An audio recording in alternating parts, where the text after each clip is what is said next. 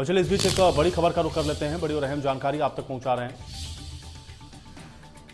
तो मध्य प्रदेश में हाथियों की मौत से हड़कंप मचा हुआ है। ये इस वक्त की बड़ी और अहम जानकारी है। बांधवगढ़ नेशनल पार्क में 10 हाथियों की मौत के बाद पूरे प्रदेश में हड़कंप की स्थिति है। दरअसल 3 दिन में 10 हाथियों की मौत हो गई है। इसके बाद जो सवाल हैं वो उठने लाजमी है और हाथियों के मूवमेंट वाली जगहों पर जो जांच है वो फिलहाल की जा रही है। इसके अलावा वाटर होल की भी जांच की जाएगी, क्योंकि 3 दिन में 10 हाथियों की मौत ये अपने आप में एक बहुत बड़ा प्रश्न है। अब मध्य प्रदेश में हाथियों की मौत के बाद भी हड़कंप की स्थिति बनी हुई है। तो बड़ी खबर आप तक पहुंचा रहे हैं, बड़ी और अहम जानकारी है। तो हाथियों के मल की भी जांच की जाएगी कि कारण क्या रहे हैं।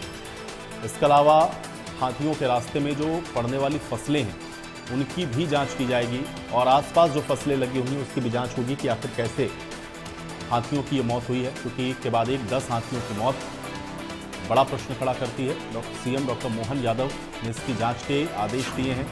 7 बजे सीएम आवास पर इसको लेकर के एक अहम बैठक भी होनी है, जिसमें सबसे अहम बात यह है कि इस पर चर्चा होगी, कारण क्या रहे हैं, एक जो जांच दल बनाया गया है उसने अपनी फाइंडिंग्स में क्या कुछ पाया है और क्या कुछ इस पूरे मामले में अभी तक जो प्रगति है वो हुई है।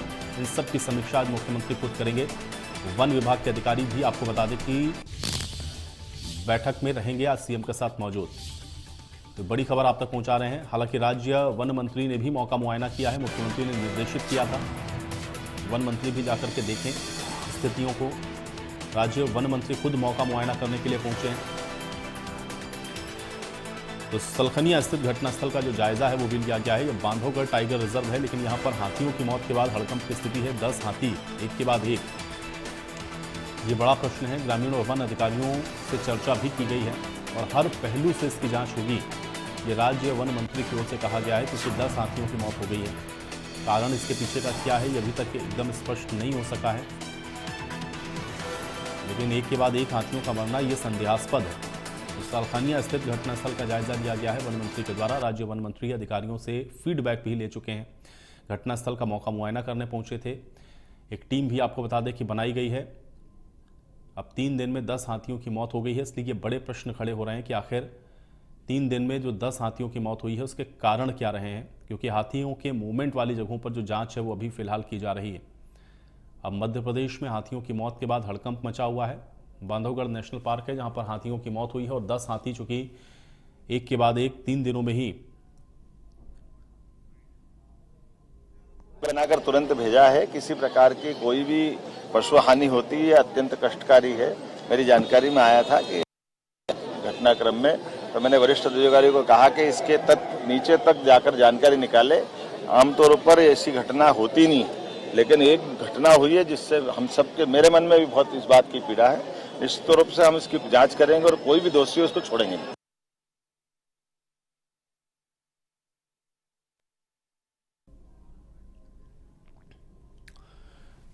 तो मौत की वजह जो जांच के बाद है उसी के बाद पता चल सकेगी। अब देखिए क्या हो रहा है इस पूरे घटनाक्रम में, ये आपको बता देते हैं। आसपास की जो फसलें हैं उनकी जांच हो रही है। हाथियों ने जहां पे पानी पिया है उस जगह का मौका मुआयना किया गया है। वो वाटर होल्स जो हैं उनका निरीक्षण किया गया है। इसके अलावा हाथियों का जो मल है उसकी भी जांच की जाएगी, क्योंकि यही सारी स्थितियां हैं ये स्पष्ट करेंगी कि कारण क्या रहे हैं।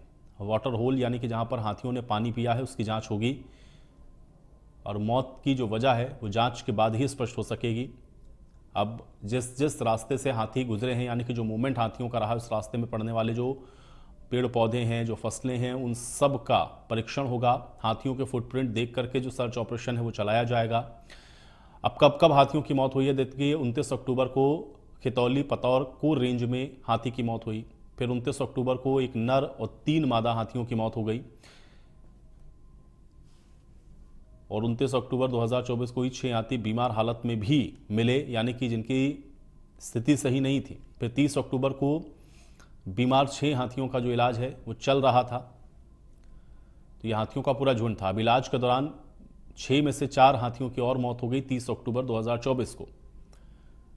और फिर 5 किलोमीटर का जो दायरा है उसमें छानबीन की गई, क्योंकि हाथियों का मूवमेंट इसी पूरे इलाके में था। झुंड के 2 हाथी कि इलाज के दौरान 31 अक्टूबर को फिर मौत हुई और फिर 3 हाथी पूरी तरह से स्वस्थ हैं।